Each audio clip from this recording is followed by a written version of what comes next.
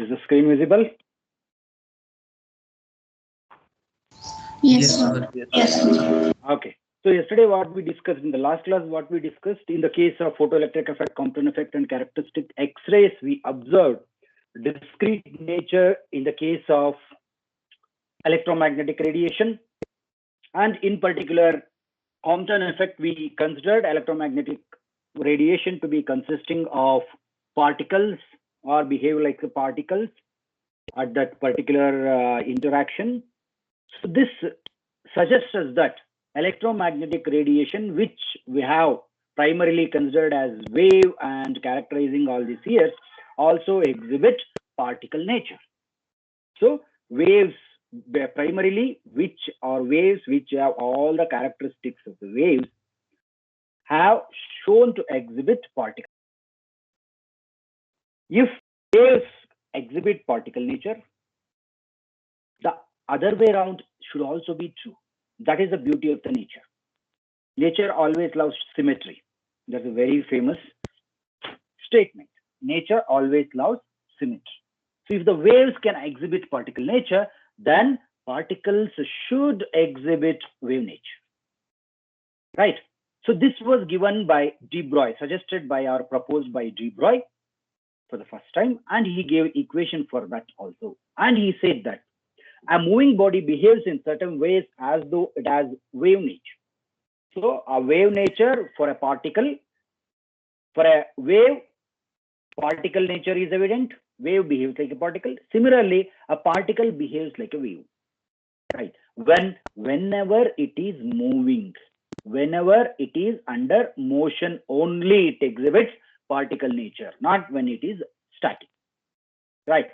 When it is dynamic, when it is moving, a particle exhibits wave nature.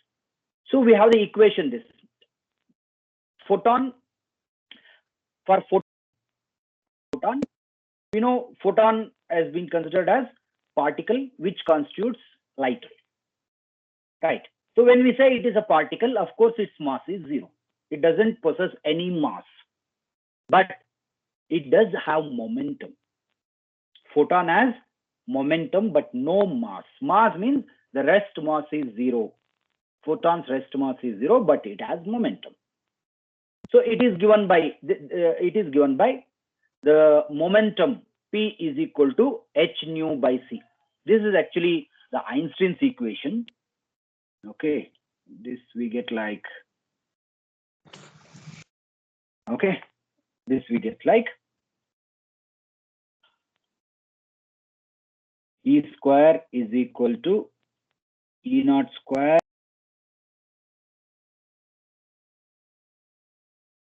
plus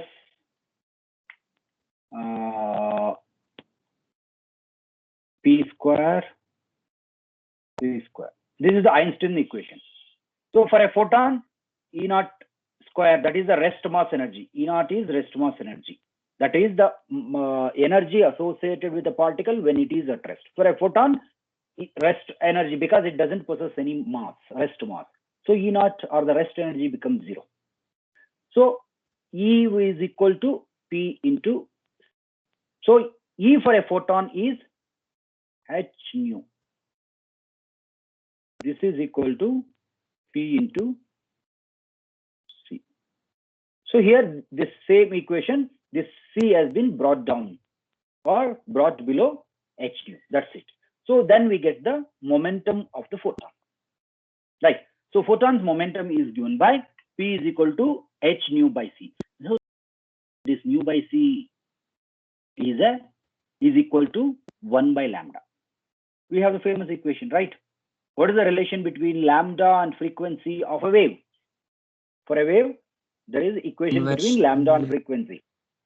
Mu lambda is equal to C. Yeah, mu lambda is equal to C. Mu lambda is equal to C. This is the equation. Nu lambda is equal to C. So when you substitute this for this, nu by C is equal to 1 by lambda. Nu by C is equal to 1 by lambda. So we get P is equal to h by lambda. P is equal to h by lambda. What is P? Come in quickly. Momentum. Momentum, sir. Of what? Be specific. Photon. Momentum of the Momentum particle. of a photon. Momentum of photon, not particle. We are not going to particle it. Momentum of photon. That is equal to h by lambda. Lambda is the wavelength of the radiation. Okay. This is for photon. But here we are considering photon as a particle. And P is a momentum. What does have momentum? Which kind of things have momentum? Moving bodies have movement. Bodies did not, yeah, bodies. Particularly, basically, they should be particles.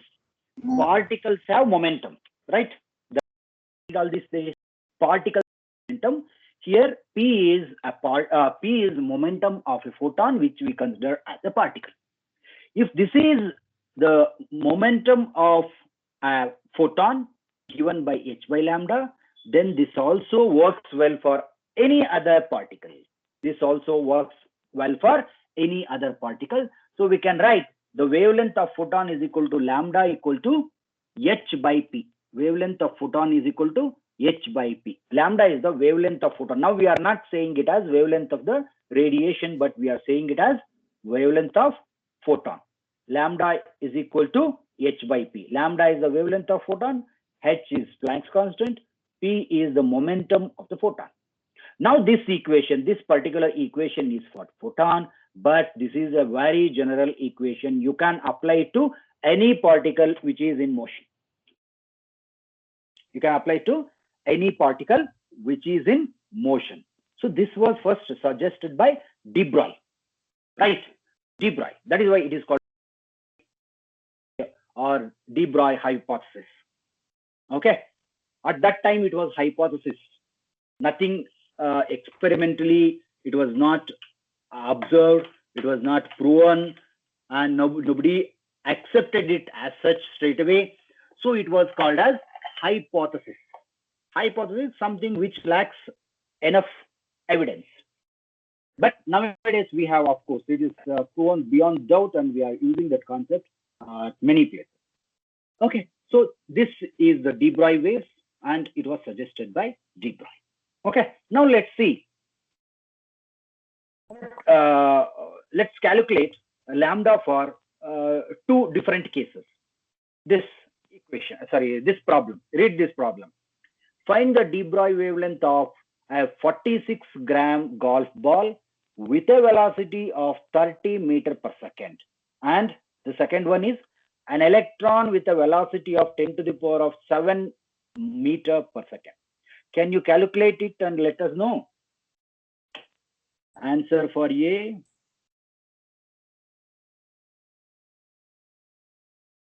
Answer for B.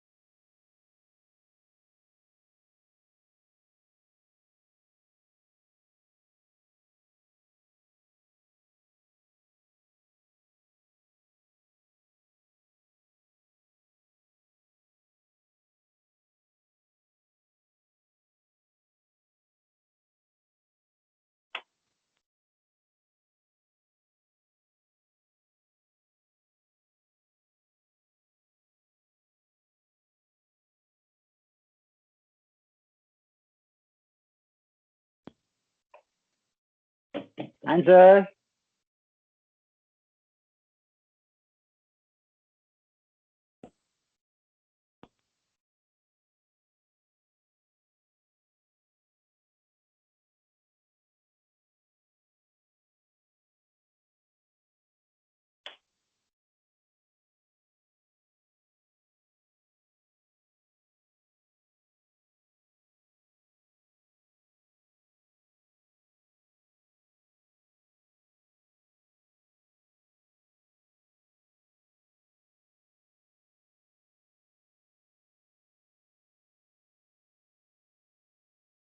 Sir, is it 4.8 into 10 power minus 34? 4.8 into Yes, sir. 10 power That's one. Yes. minus Sir, it's 0.736 into 10 to the power minus 11, sir. this one 0.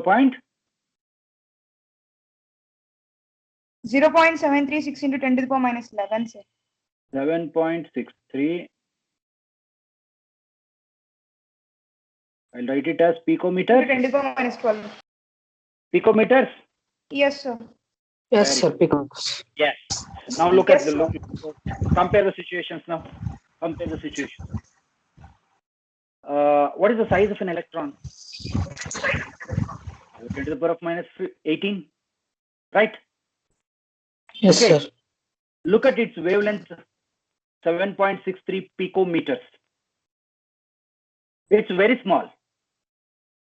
It's very small. But compared to the size of the electron,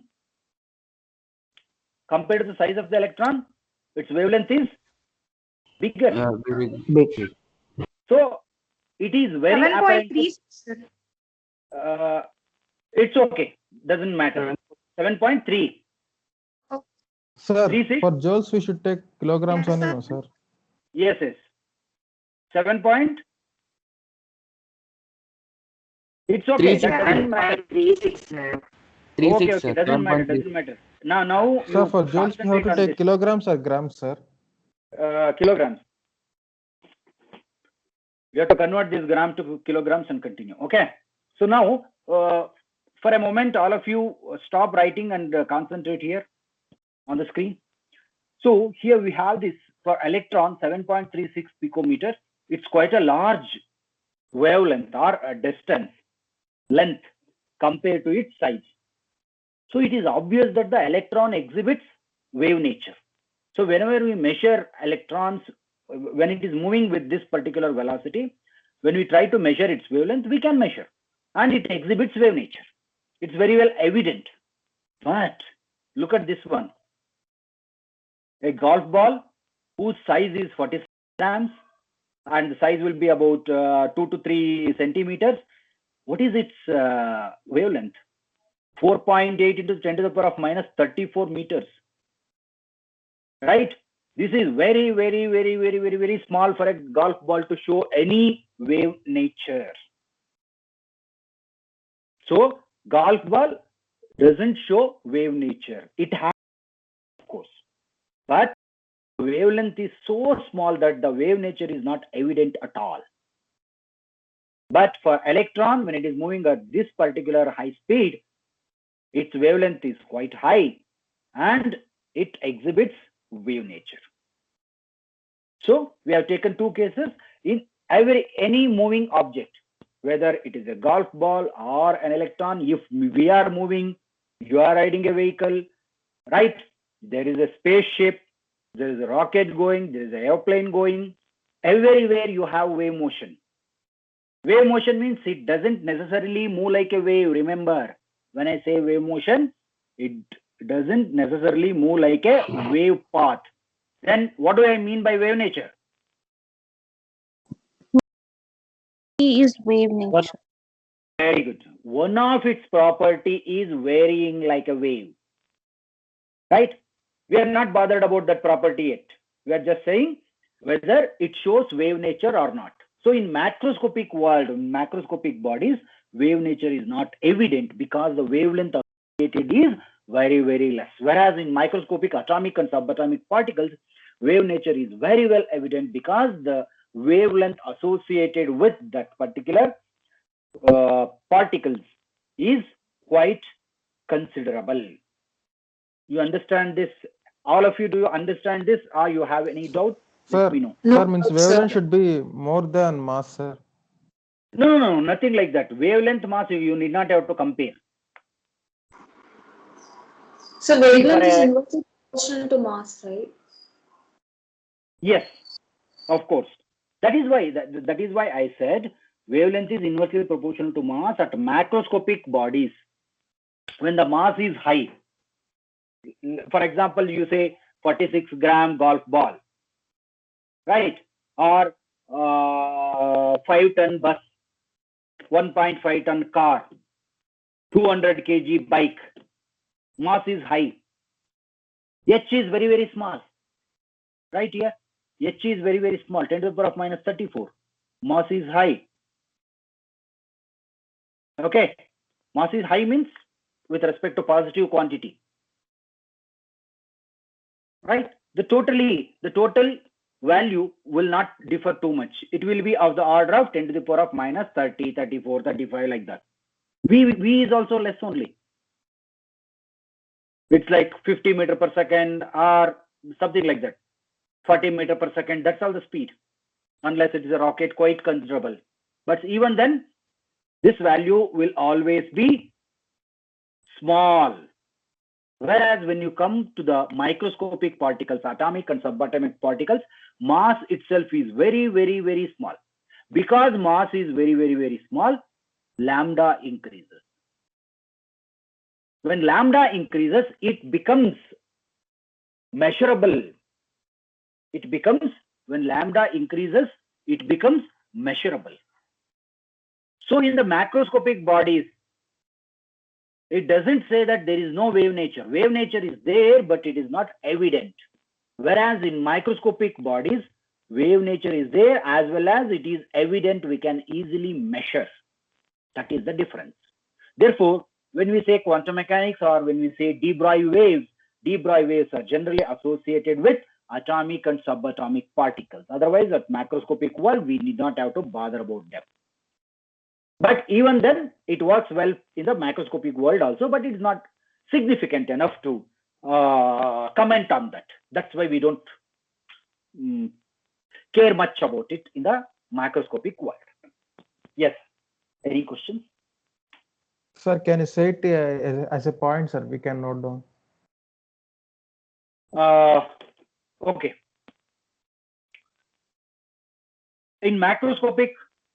For macroscopic bodies, the de Broglie wavelength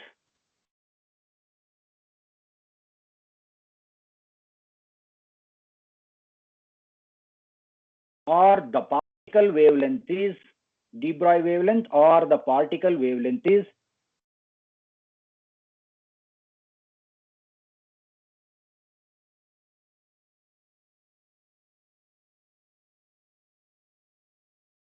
very small.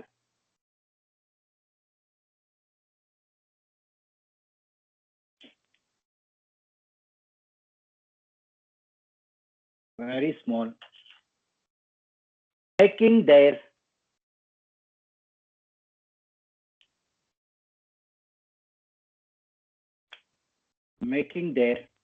wave nature insignificant.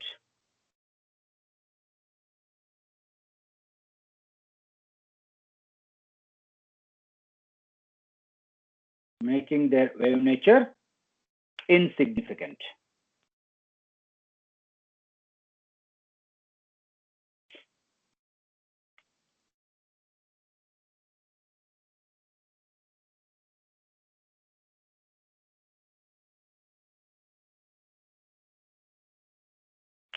Full stop.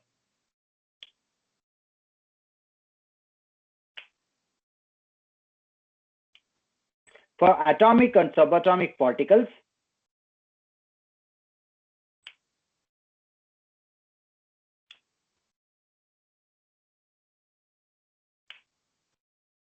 the wavelength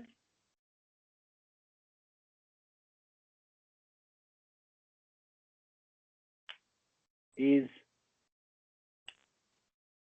quite large.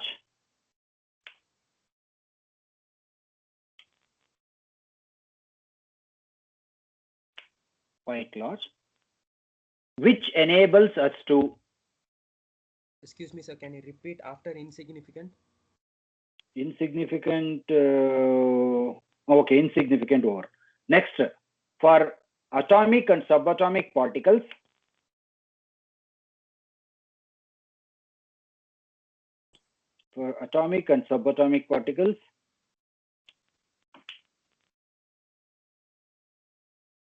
wavelength is quite large. wavelength is quite large.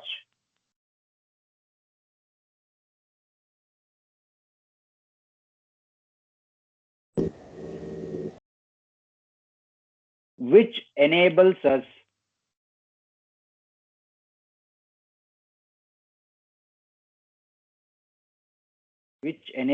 to measure the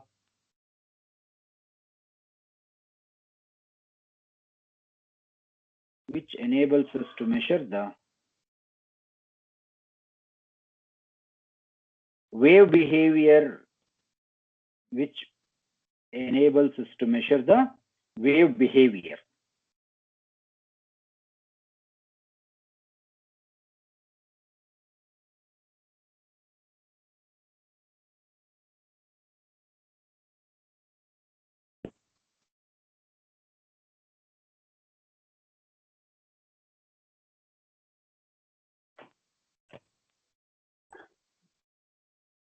okay? Sir? Yes, sir. Sir, Yes. is the de Broglie wavelength and the particle wavelength as same as or different, sir? Same. Either you can call them as de Broglie wavelength or you can call them as particle wavelength. Okay, De sir. Broglie Thank you, waves sir. are whatever you want, you can call. Okay. So now the next question is, we spoke about the wave. Then what characteristic of a moving particle shows wave nature? That's the next question. We know that a moving particle exhibits wave nature. It has a wavelength. Wavelength also, we evaluated wavelength, and we know in which case the wavelength is more evident or more significant. So now we should know which particular quantity or characteristic of this moving particles exhibits wave nature. Is it mass? Is it velocity? Is it momentum? Is it position? We don't know. So waves of what? That is the next question. Waves of what? Right? So in electromagnetic radiations, waves of electric and magnetic field. Magnetic electric field. Fields. Right? In sound waves was because of varying Disturbances pressure. in that material.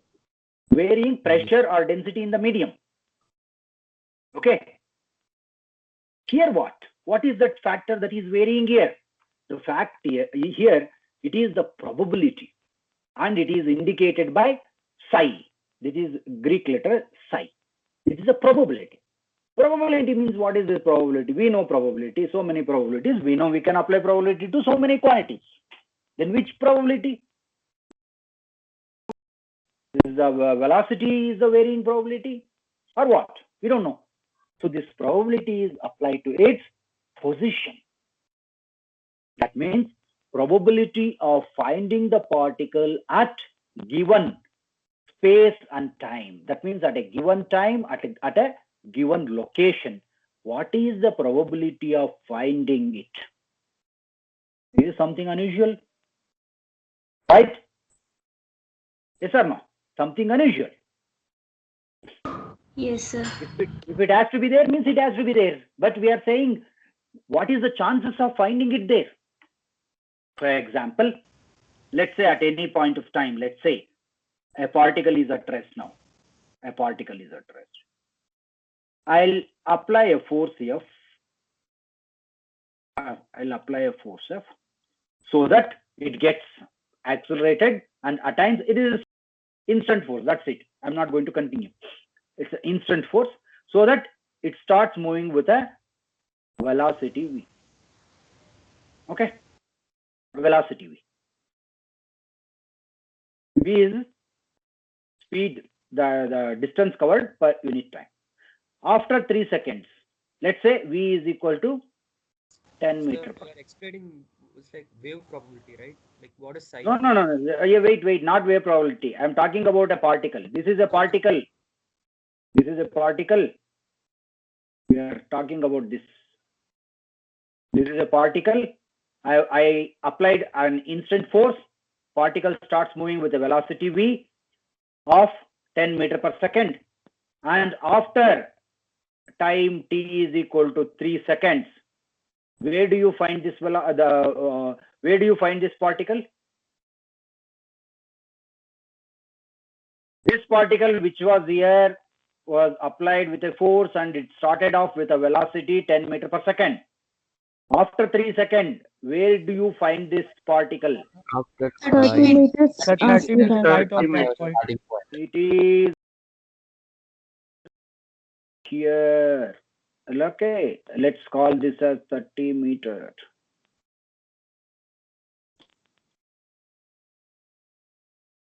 Okay, if there is no disturbance, even after millions and millions of seconds, or even after many millions years, you can say where, if you know the direction of force and you know the velocity, you can precisely say where the particle should be. Yes or no? Yes, sir. Yeah, if you have the information about F, that is force is a vector. If you know the information about F, then you can get the information about V. You can say even after billions of years, where should be the particle? Very precisely you can say. Yes or no? Yes. But if it is a quantum particle, the subatomic particle, which moves with a velocity of 10 to the power of 5 to 10 to the power of 8 or little less than 8. If it is moving with this speed, right, you cannot precisely say it has to be here. It can be here or it can be anywhere between this region. It has more probability of being here. It has more probability of being here, but it can be anywhere from, wait a minute. It can be anywhere from here to here. The chances of finding that particle is more here, but it can be anywhere from here to here. If you check the probability of finding this particle between this point and this point, it is maximum here. It is maximum here. You cannot find it outside this point. So this point 0. You cannot find it outside this point. This point is 0. At the center of the point, as per our calculations, the probability of chances of finding the particle at the center is more. Whereas we can also find it at either side of the center, of course, with a lesser probability. When I join these lines, what do I get? Yes. What do I get? Sinusoidal wave. I got a wave, right? It's a sinusoidal wave. Of course, I got a wave. So what is this wave? What does this wave indicate now? It indicates the probability. Probability of the Yes. Probability of finding the Indicates the particle. probability of finding that particle at that given time and space. At that given time and space. So that is Sir, what means is they wave. will give us like that, sir. Means two Sorry? values, 10 power 5 and 10 power 8. I didn't get. You repeat? Come again. Sir, wait, means they don't give one value for velocity, sir. Means not 10 power 3 or 10 power 5 like that. No. Velocity will also change. Just for example is, if the particle is smaller, atomic and subatomic, when they are 10 to the power of 5 to 10 to the power of 8 meter per second velocity is there, okay, they exhibit wave nature more. Even otherwise they exhibit. I told no, even a golf ball moving with 10 meter per second also exhibits, but it is insignificant. At this Sir, means time, if they give two values, it significant. will be. No, they will not give two values. They will give only one value. I said this is a range. It can be anything. 10 to the power of 3 also works, 4 also works. They will give the exact value. Don't worry about solving problems now. Just concentrate on the concept. Right? What is the origin of the concept? When they are moving at this particular speed or at this range, particle could be found here, also could not be found here. If it doesn't found here, then it is found somewhere in this region, anywhere in this region. But it has the maximum chances of being found here. It has lesser chance of being found between this and the maximum range. So when we find the probability or chances at each of these points exactly at the same time is same, but at different points between this line and this line, if we find, we get a wave-like variation. Right? Still the particle can exist at any one place. We don't know where it is. It can be here. It can be here, it can be here, it can be here. We don't know. We can only say it may be here with a 10% of chance. It may be here with 25% of chance. It may be here with 42% of chance. It may be here with 35% of chance. It may be here with 5% of chance. That is all we can say. We cannot exactly pinpoint where it is. Right? This situation is because of our experimental difficulties. This is the intrinsic characteristic in the nature. We do not have any control over that.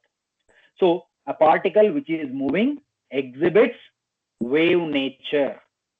That wave nature is the probability of finding the particle at given space time, and it is indicated by psi, indicated by the symbol psi, which we call as wave function, where the psi is called as wave function of this particular wave. That's it. Okay, so now this is the definition. The probability of experimentally finding the body described by the wave function psi at a point xyz at time t is. So now, what is the probability of experimentally finding the body described by it? See, we have psi, it is a wave function. When we take psi square, that gives, or that is proportional to the probability of finding the body. Psi itself doesn't give us any information. It would have all the information. Psi contains all the information. Psi is an equation. Psi is an equation, just like y is equal to a sine omega t minus kx. That's what you have, the wave equation. So this equation, what all the information this equation has?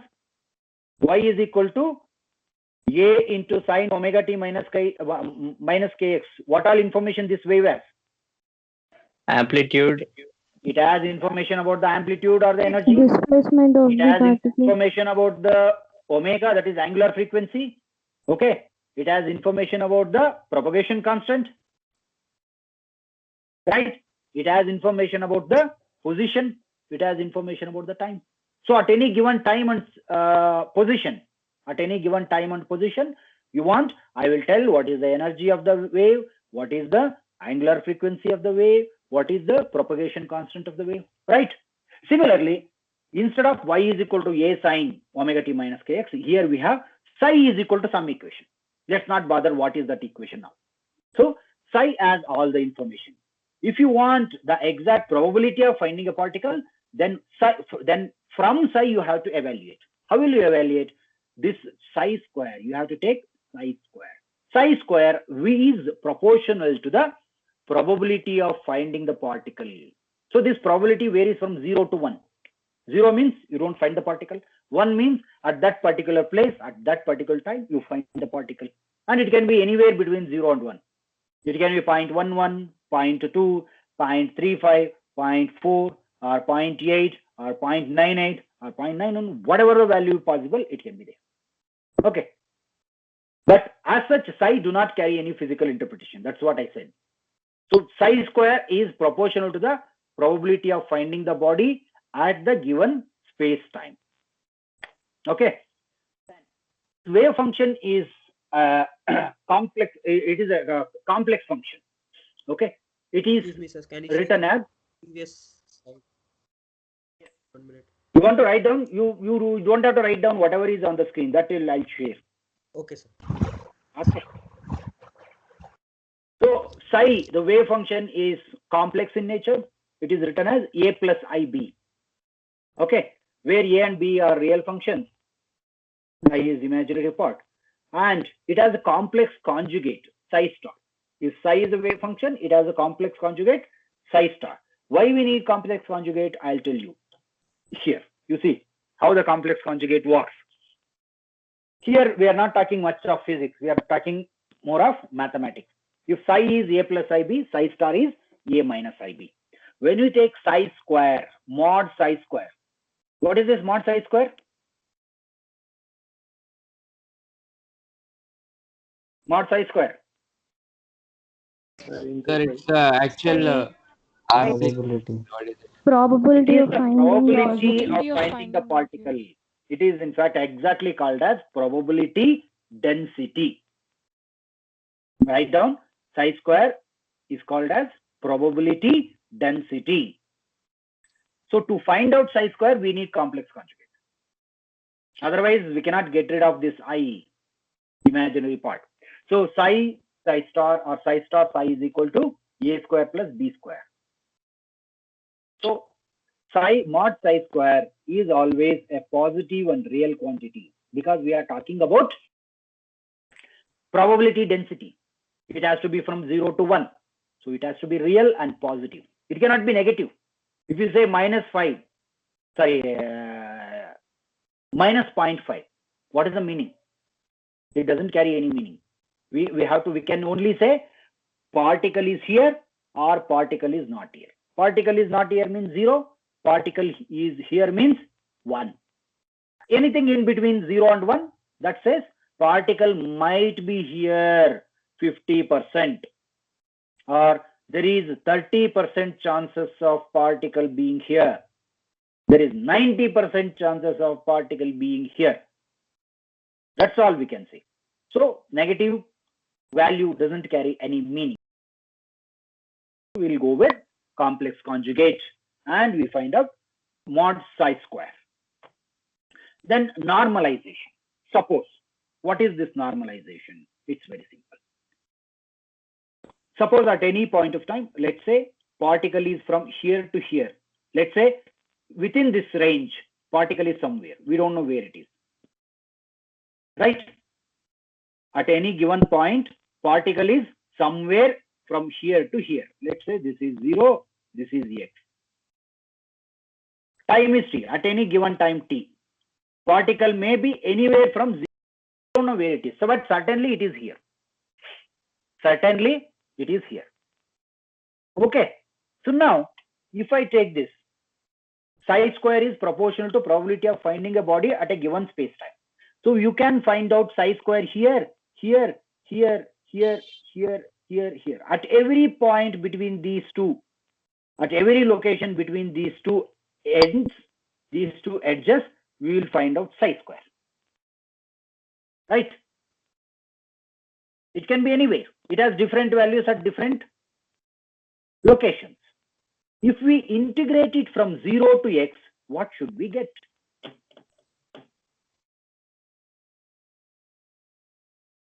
Suppose I get psi square here, I get psi square here, I get psi square value here, I get psi square value here. There are different psi squares.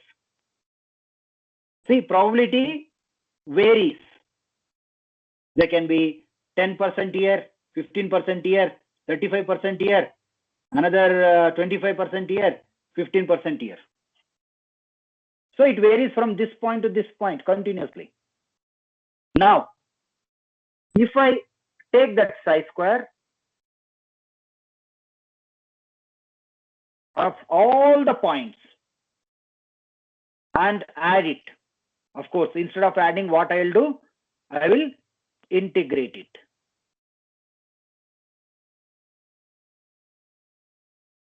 Along dx. What should I get? Come on, guys, simple mathematics. Area of the... No. Probability equal to 1. 1, sir. Very good. Who said that probability is equal to 1? What are we looking at? See, area and all, it works. That's fine. Now, bring in some physics. What am I saying? I am saying particle is somewhere between this point to this point. When I try to evaluate the chances of finding the particle at this point, it says 10%. When I evaluate at this point, it says 40%. When I evaluate at this point, it says 28%.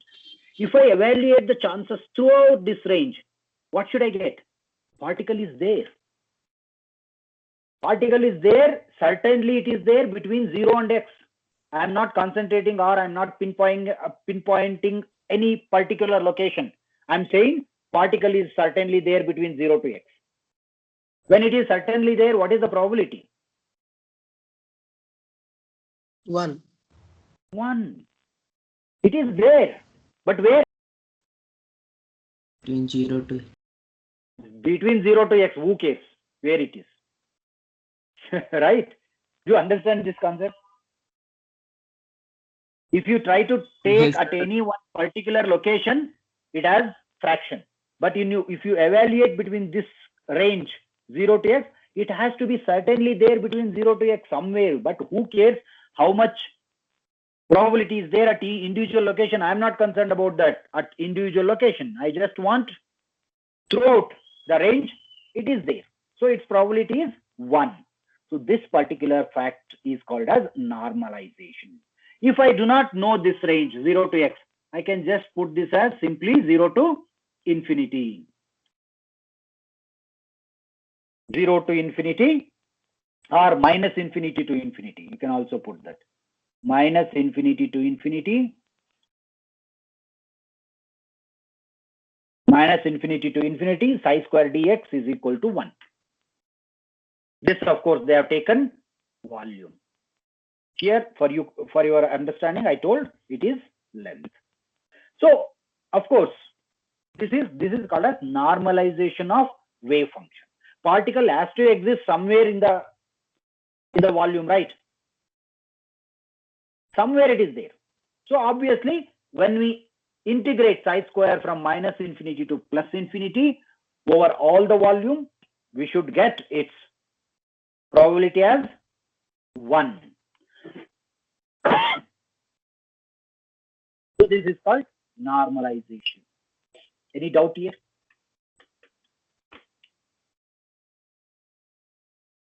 No, Fine. sir. Now, next thing is well-behaved wave functions. What is this? Why should a wave function well behave? Or how does it know it should behave well? Right? Huh? They do not have consciousness. They cannot think. And why are we saying they should behave well? Because this wave function, what I said, this is a wave function, right? This is a wave function. How did I get this wave function? That is the next question. How did I get this wave function? This wave function is derived from a second order differential equation. It is derived from a second order differential equation. So this wave function is solution to a second order differential equation. It is solution to a second order differential equation. This second order differential equation need not have one unique solution. Do you agree? Yes, sir. It can have many Yes, sir. solutions. It can have psi 1, psi 2, psi 3, psi 4, psi 5, like that. It can have many solutions. Now, what we are looking at? We are looking at wave function which defines a particular particle. If you have 10 wave functions, how can all the 10 wave functions describe the same particle? Need not. All the 10 wave functions need not correspond to same particle because we are only looking at mathematical aspect. We have a second order differential equation. We are finding solutions to this second order differential equation and we are calling them as wave function. So mathematics is over there. Mathematics is over. Differential equation, solution. Solution is psi 1, psi 2, psi 3, mathematics is over.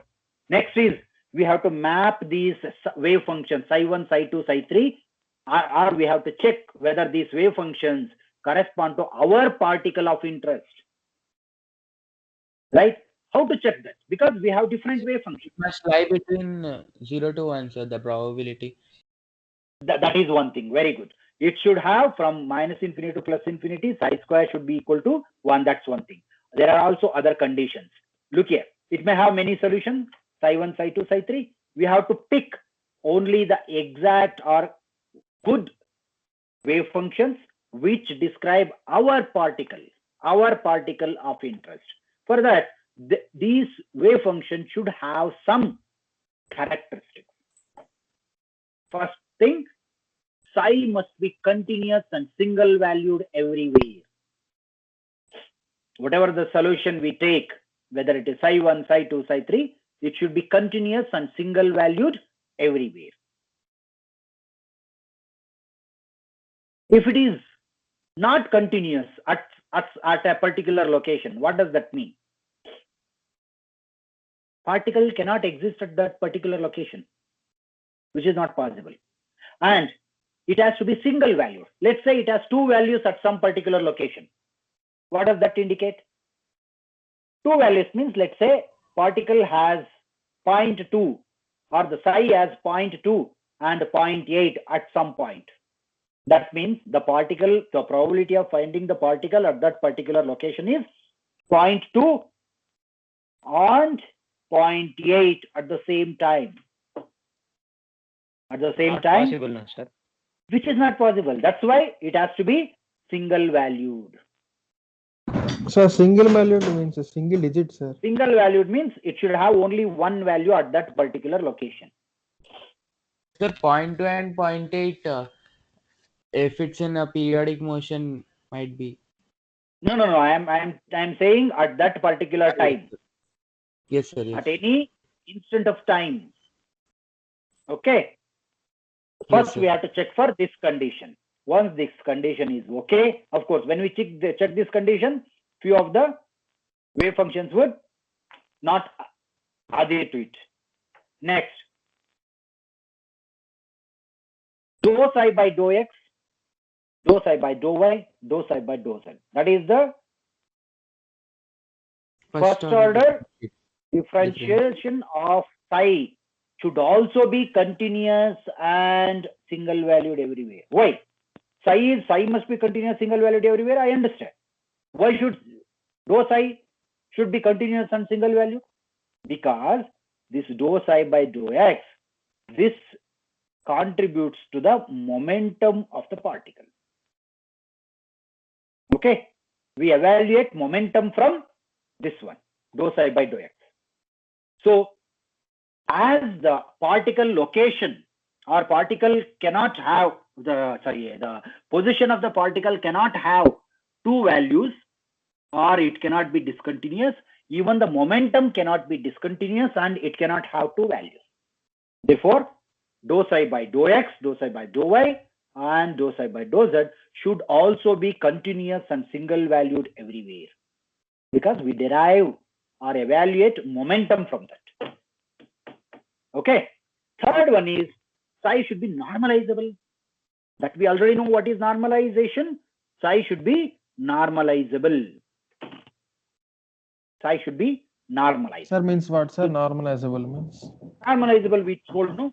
When you evaluate on when you integrate psi square from minus infinity to plus infinity, it should give 1. Yes, sir. Psi is a wave function. You integrate psi square, mod psi square from minus infinity to plus infinity, or any given range, whatever is there in that particular problem, it should return 1. Check for all the 3 characteristics when we select a wave function from a bunch of solutions. There may be bunch of solutions or number of wave functions. We should choose them accordingly. Okay. Excuse me, sir. Yes. Sir, it must and should be between 0 and 1 only, sir, value. Yes, of it psi. has to be between 0 and 1. See, 1 means 100%. 0 means it doesn't exist. 0. Right.